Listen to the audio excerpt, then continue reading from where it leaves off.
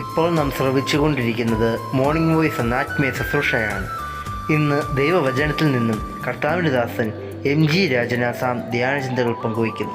വരും ആപത്തിൽ നൽതുണതാ, വരും താപത്തിൽ നൽതണൽ താ, വരും ആപത്തിൽ നൽതുണതാ, വരും താപത്തിൽ നൽതണൽ താ. ഇരുൾ മൂടുമൻ ജീവിത പാതയിൽ തരും വെളിച്ചവും അഭയവും താ. ഇരുൾ മൂടുമൻ ജീവിത പാതയിൽ തരും വെളിച്ചവും അഭയവും താ. എന്നെ കരുതുവാൻ കാക്കുവാൻ പാലിപ്പാൻ യേശു എന്നും മതിയായവൻ. എനിക്ക് നിങ്ങളിൽ പ്രസാദമില്ല എന്ന് സൈന്യങ്ങളുടെ യഹോവ അരുളിച്ചെയ്തു. നിങ്ങളുടെ കയ്യിൽ നിന്ന് ഞാൻ വഴിപാട് കൈക്കൊള്ളുകയുമില്ല. മലാക്കി പ്രവാചക പുസ്തകം 1-ാം അധ്യായം 10-ാം വാക്യത്തിൻ്റെ ഒടുവിലത്തെ ഭാഗമാണ് ഞാൻ വായിച്ചു കേൾപ്പിച്ചത്. പ്രിയ സ്നേഹിതരെ, നിങ്ങൾ കേൾക്കുന്നത് മോർണിംഗ് വോയിസ് എന്ന ആത്മീയ ശുശ്രൂഷയാണ്. ഇവിടെ ദൈവം ഇസ്രായേൽ ജനത്തോടും ദൈവത്തിനും മനുഷ്യർക്കും മധ്യേ നിൽക്കുന്ന പുരോഹിതന്മാരോടുമാണ് സംസാരിക്കുന്നത്. അവരോട് ദൈവം പറയുകയാണ്, എനിക്ക് നിങ്ങളിൽ പ്രസാദമില്ല. 2, നിങ്ങളുടെ കയ്യിൽ നിന്ന് ഞാൻ വഴിപാട് കൈക്കൊള്ളുകയുമില്ല. എനിക്ക് നിങ്ങളിൽ പ്രസാദമില്ല എന്ന് പറഞ്ഞാൽ എനിക്ക് നിങ്ങളെ ഇഷ്ടമല്ല, എനിക്ക് നിങ്ങളോട് താല്പര്യമില്ല, എനിക്ക് നിങ്ങളുടെ കാര്യങ്ങളിൽ സന്തോഷമില്ല, എനിക്ക് നിങ്ങളുമായിട്ട് യാതൊരു കൂട്ടായ്മ അല്ലെങ്കിൽ യാതൊരു ഫ്രണ്ട്ഷിപ്പും ഒരു കൂട്ടും ഞാൻ ആഗ്രഹിക്കുന്നില്ല. എനിക്ക് നിങ്ങളെ കാണുന്നതിനോട് പോലും താല്പര്യമില്ല എന്നൊക്കെയാണ് ആ വാക്യത്തിൽ നിന്ന്, ആ വാക്കുകളിൽ നിന്ന് നമുക്ക് മനസ്സിലാക്കാനായിട്ട് സാധിക്കും. ഇഷ്ടമില്ലാത്ത ഒരാളുടെ കൂടെ നടക്കാൻ ആരും താല്പര്യപ്പെടുകയില്ല. നമ്മളോട് ആരെങ്കിലും പിണക്കം കാണിച്ചാൽ, പരിഭവം കാണിച്ചാൽ, ദേഷ്യപ്പെട്ടാൽ, വഴക്കുണ്ടാക്കിയാൽ, അല്ലെങ്കിൽ നമുക്ക് ഇഷ്ടമില്ലാത്ത പ്രവൃത്തി ചെയ്യുന്ന ഒരാളിൻ്റെ കൂടെ നടക്കാൻ നമ്മളാരും താല്പര്യപ്പെടുന്നില്ല. ഭാര്യ തൻ്റെ ഇഷ്ടത്തിനൊത്തവണ്ണമല്ല ഭർത്താവ് പ്രവർത്തിക്കുന്നതെന്ന് കണ്ടാൽ, ഭർത്താവ് തൻ്റെ ഇഷ്ടത്തിനൊത്തവണ്ണമല്ല ഭാര്യ പ്രവർത്തിക്കുന്നതെന്ന് കണ്ടാൽ ആ ഇഷ്ടക്കുറവ് വർദ്ധിക്കുകയും അവരുടെ പിണക്കം കൂടിക്കൂടി വരികയും അത് വീണ്ടും വീണ്ടും ആവർത്തിക്കുന്നതിനനുസരിച്ച് അവർ തമ്മിലുള്ള ഹൃദ്യത നഷ്ടപ്പെട്ട് രണ്ടും അകന്നകന്ന്, ആ സ്നേഹത്തിൽ നിന്ന് അകന്നകന്ന് പോകാൻ ഇടയാകുന്നത് പോലെ, ഒടുവിൽ അത് ചെന്ന് ഡൈവോഴ്സിൽ അവസാനിക്കുന്നത് പോലെ, ഇവിടെ ഇതാ ദൈവം ഈ ജനത്തെ നോക്കി പറയുകയാണ്, എനിക്ക് നിങ്ങളിൽ പ്രസാദമില്ല. ശരിയായ വിധത്തിൽ പറഞ്ഞാൽ എനിക്ക് നിങ്ങളോട് ഒരു താല്പര്യവുമില്ല, ഒരു സന്തോഷവുമില്ല എന്നാണ് നമുക്ക് മനസ്സിലാക്കാനായിട്ട് സാധിക്കും. അപ്പോൾ ഒരു താല്പര്യവും ഒരു സന്തോഷവും ഇല്ലാതെ ഇരിക്കുമ്പോൾ തന്നെയും ജനം ഇത് തിരിച്ചറിയാതെ ജനം എന്ത് ചെയ്തുകൊണ്ടിരിക്കുകയാണ്? അവിടെ അവർ പിന്നെയും വഴിപാടുകൾ അർപ്പിച്ചുകൊണ്ടിരിക്കുകയാണ്. അവരിങ്ങനെ ചെയ്യേണ്ടുന്ന എന്തൊക്കെയോ കാര്യങ്ങൾ ചെയ്തുകൊണ്ടിരിക്കുകയാണ്. അപ്പോൾ ദൈവം പറയുകയാണ്, ഞാൻ വഴിപാട് കൈക്കൊള്ളുകയില്ല. നിങ്ങൾ അർപ്പിക്കുന്ന ഈ വഴിപാടുകളുണ്ടല്ലോ, നിങ്ങൾ ചെയ്യുന്ന ഈ കാര്യങ്ങളുണ്ടല്ലോ, എൻ്റെ നാമത്തിൽ ചെയ്യുന്ന, എനിക്ക് വേണ്ടി ചെയ്യുന്ന, എൻ്റെ ആലയത്തിൽ ചെയ്യുന്ന ഈ കാര്യങ്ങൾ, നിങ്ങൾ കൊണ്ടുവരുന്ന യാഗങ്ങൾ, വഴിപാടുകൾ, അർപ്പണങ്ങൾ എന്തു തന്നെയാണേലും ഞാനത് കൈക്കൊള്ളുകയില്ല എന്നാണ് ദൈവം ഈ ജനത്തോട് പറയുന്നത്.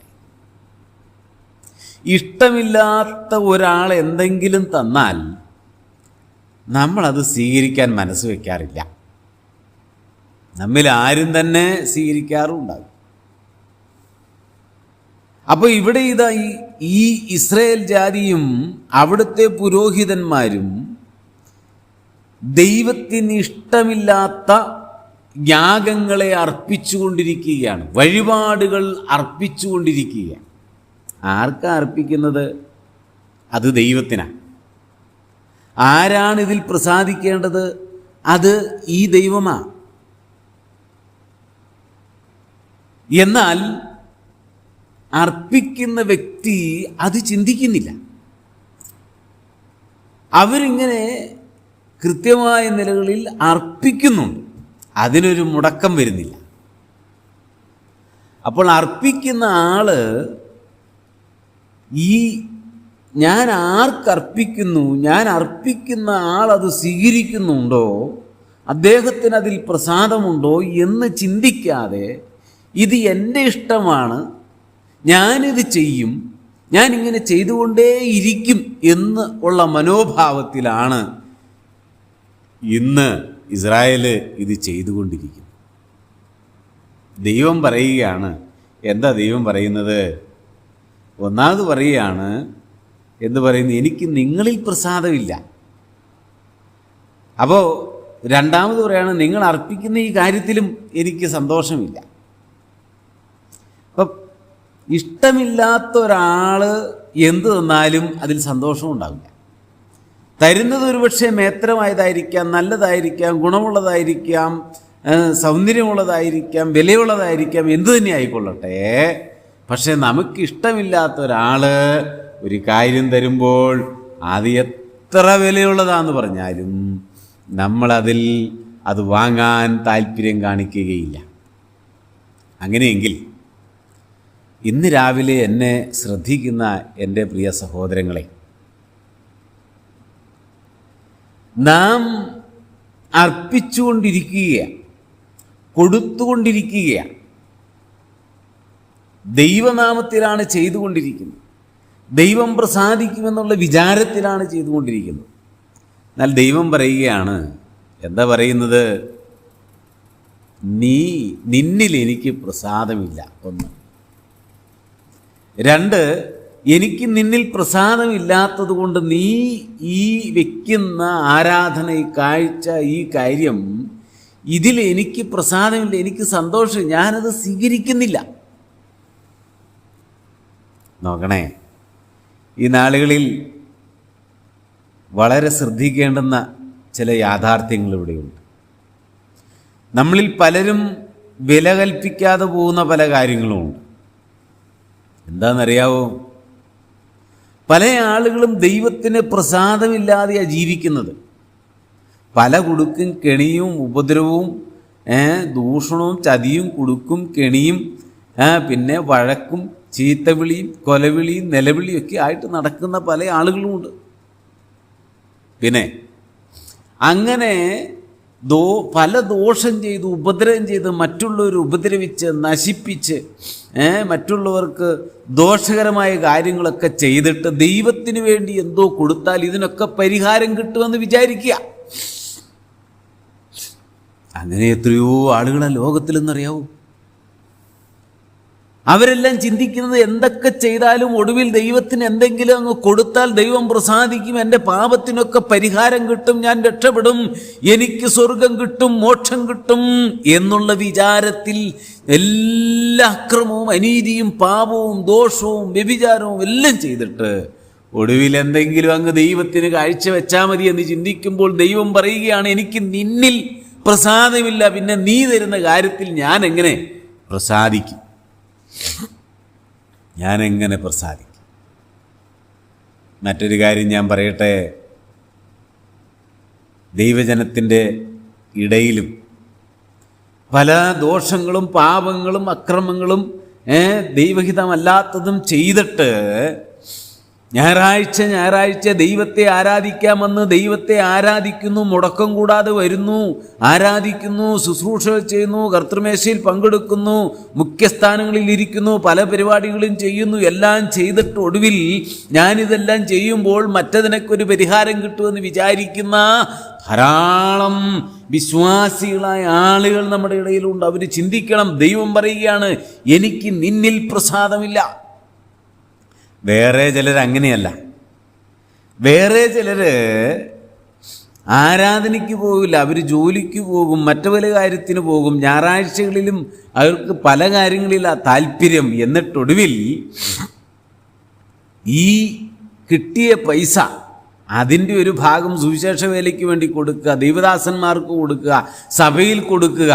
അങ്ങനെയൊക്കെ ചെയ്തു കഴിയുമ്പോൾ ഞാൻ ആരാധനയ്ക്ക് പോയില്ലെങ്കിലും കുഴപ്പമില്ല, ഒരംശം ഞാൻ ദൈവത്തിന് കൊടുത്തല്ലോ എന്ന് ചിന്തിക്കുന്ന നല്ലൊരു പങ്ക് ആളുകളും ഇന്ന് നമ്മുടെ ഇടയിലുണ്ട്. അവരോട് ദൈവം പറയുകയാണ്, എനിക്ക് നിന്നിൽ പ്രസാദമില്ല, പിന്നെ നിൻ്റെ ഈ വഴിപാട് ഞാൻ എങ്ങനെ സ്വീകരിക്കും?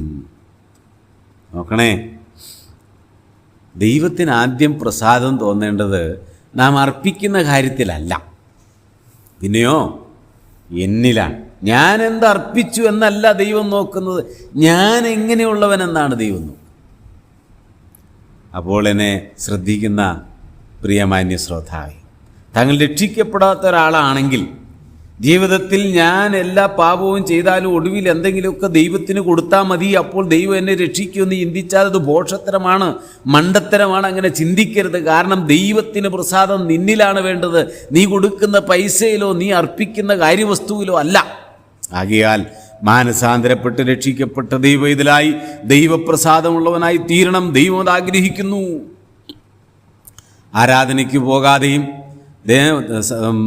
ചർച്ചിൽ പോകാതെയും മറ്റു പല കാര്യത്തിനും പോയി കറങ്ങി നടന്ന് പൈസ ഉണ്ടാക്കി, അല്ലെങ്കിൽ ജോലിക്ക് പോയി ജോലി മാത്രം ചിന്തിച്ച് ജോലിയിൽ പൈസ എന്ന് മാത്രം ചിന്തിച്ച് അത് മാത്രം ചെയ്ത് ഒടുവിൽ കിട്ടുന്ന പൈസയുടെ ഒരു അല്പം സുവിശേഷ വേലയ്ക്കോ സുവിശേഷകന്മാർക്കോ സഭയിലോ കൊടുത്താൽ എൻ്റെ ആ ആത്മീയമായ പക്വതയിലേക്ക്, അല്ലെങ്കിൽ ഞാൻ വലിയ കൊടുക്കുന്ന ഒരാളാണ്, അല്ലെങ്കിൽ ഞാൻ എൻ്റെ ഈ ആരാധനയ്ക്ക് പോയില്ലെങ്കിലും കുഴപ്പമില്ല, കൊടുത്താൽ മതി എന്ന് ചിന്തിച്ച് താങ്കൾ അങ്ങനെ വിചാരിച്ചാണ് ഇതൊക്കെ ചെയ്യുന്നെങ്കിൽ ദൈവത്തിൻ്റെ ആത്മാവ് പറയുന്നു, താൻ കൊടുക്കുന്നതിലല്ല, പിന്നെയോ നിങ്ങളിലാണ് ദൈവം പ്രസാദിക്കേണ്ടത്. ആകയാൽ ദൈവം പറയുന്നു, എനിക്ക് ഇസ്രായേലിൽ പ്രസാദമില്ല. ഇന്ന് രാവിലെ നമ്മളോടും ദൈവം സംസാരിക്കുന്നെങ്കിൽ നാം ചിന്തിക്കണം, പ്രസാദമുള്ള പ്രവൃത്തി ചെയ്ത് ദൈവസന്നിധിയിൽ ജീവിപ്പാൻ കർത്താവ് നമ്മെ സഹായിക്കട്ടെ.